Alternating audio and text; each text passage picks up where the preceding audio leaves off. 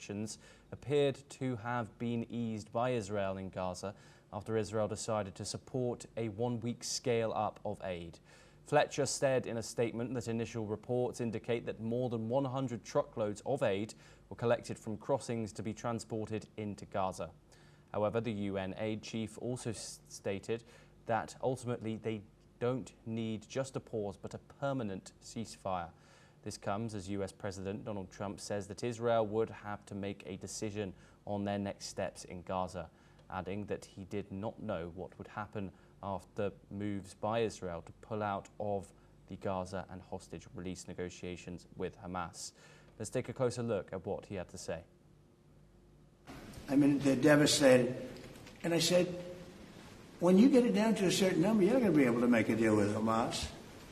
Because once they give them up, then they feel that that's going to be the end of them. And what I said is exactly true. You know, they had a routine discussion the other day, and all of a sudden they hardened up. They don't want to give them back. And so Israel's going to have to make a decision. Meanwhile, WHO has warned that malnutrition rates are on a dangerous trajectory and at alarming levels in the Gaza Strip.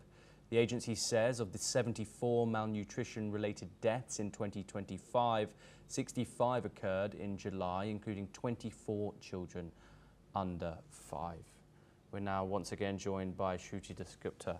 Shruti, what does this one-week aid scale up in Gaza actually mean for the people on the ground? Is this enough for the current humanitarian crisis in Gaza?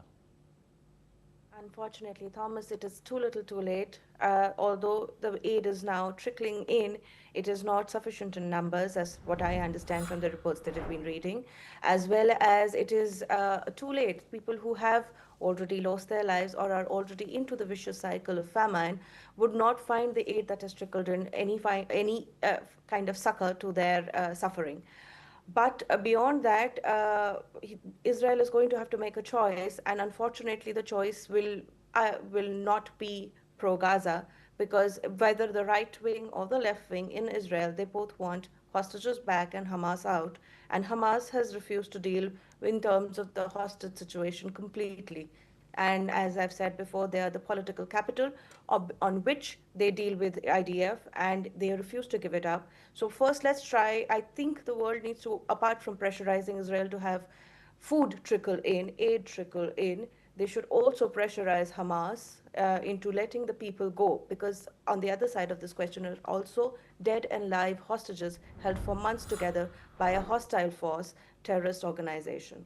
Yes, Shruti Dasgupta, thank you very much for joining us